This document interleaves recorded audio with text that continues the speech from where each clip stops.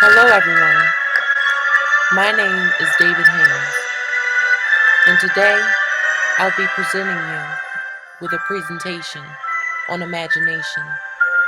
Let's get started.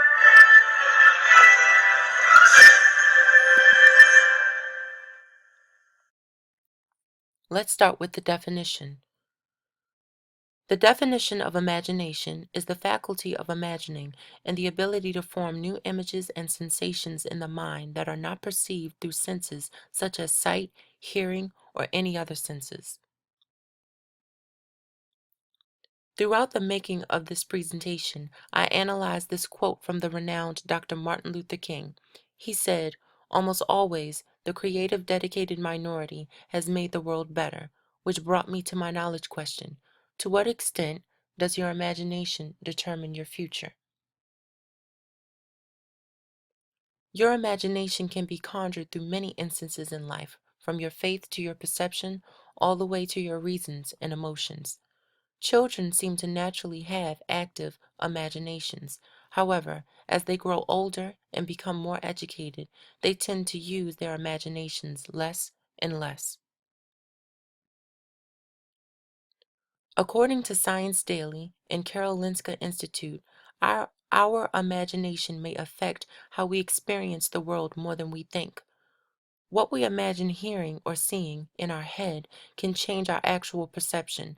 The study, which is published in the scientific journal Current Biology, which is what you see here listed on the screen, sheds new light on a classic question in psychology and neuroscience about how our brains combine information from the different senses.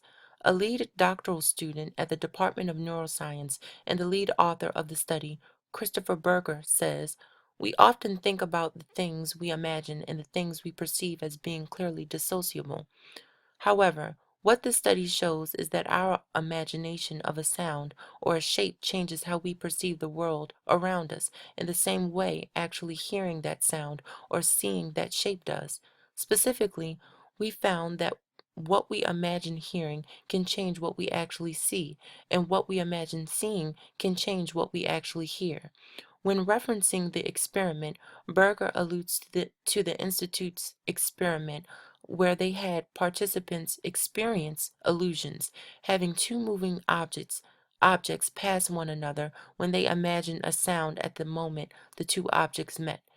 In a second experiment, the participants' spatial perception of a sound was biased towards a location where they imagined seeing the brief appearance of a white circle.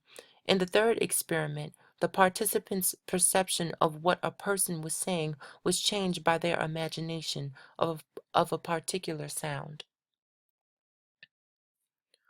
Without imagination, man would be completely limited. We'd simply be virtual robots. All human progress has been born out of imagination, the ability to see things differently than they are. The only way a human can see the past or the future unaided is through their imagination. Memory uses the imagination. Much of our thinking, whether planning or jumping to conclusions, involves our imagination. Fear and faith operate in the realm of imagination. Many top athletes successfully use their imagination in training. Vividly imagining a successful action seems to be more effective in training than doing it physically. When we experience an event vividly in our imagination, it is imprinted as an experience, even though we did not physically do it. This shows how one's imagination is a belief in the past or a current belief that is intended for the future. According to 2 Corinthians 4:18, it says, "While we do not look at the things which are seen, but at the things which are not seen. For things which are seen are temporary, but the things which are not seen are eternal."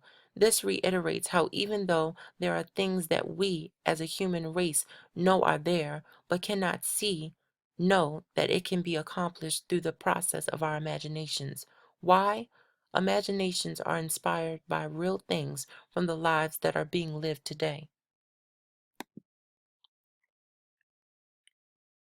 However, There are ones who are visual believers, only believing what their eyes allow them to see, and that the thought of imagination is childish and bogus. This brings me to my counterclaim. Your imagination stunts your sense of reality. In Swat Valley, in the Khyber Pakhtunkhwa, which is the province of northwest Pakistan, the local Taliban had at times banned girls from attending school. In this instance, the daughters of Pakistan hoped and imagined an education like their male counterparts.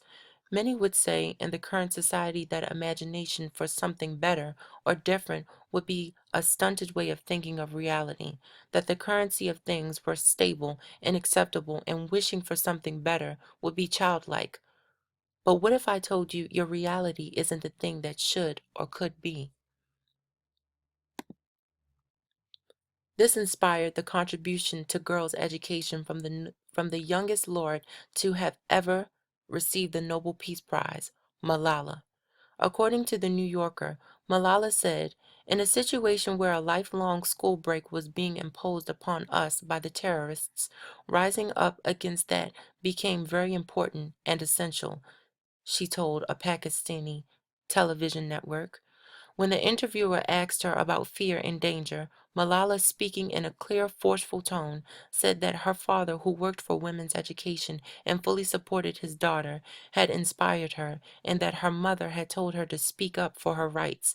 And then, in a rather prophetic moment, she envisioned a confrontation with the Taliban.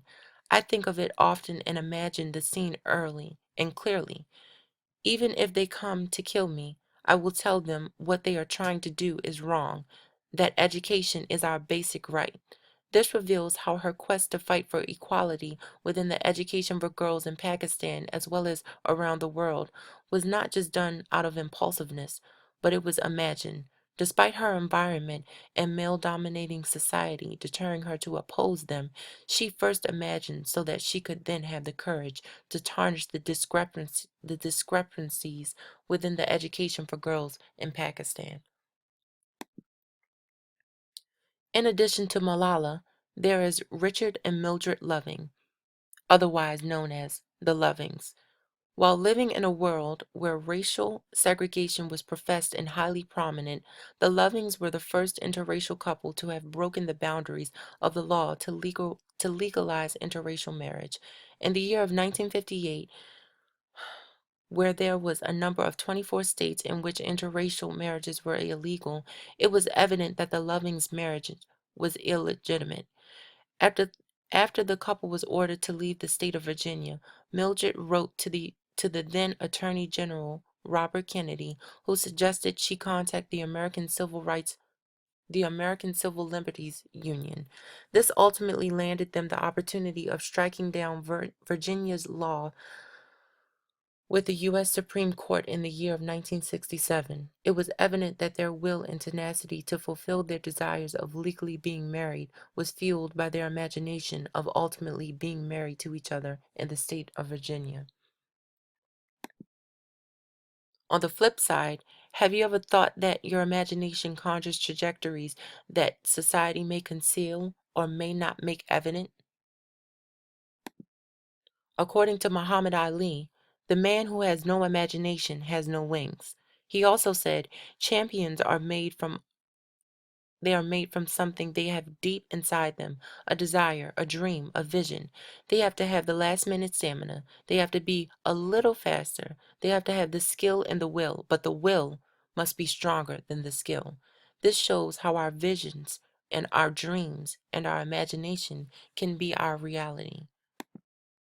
Just like I spoke of earlier, Martin Luther King, his actions were compelled by the dreams that transpired within his imagination, a dream that would allow both whites, blacks, Jews, and Gentiles to hold hands, both in their own equal rights, in their commonality of living in a land called America.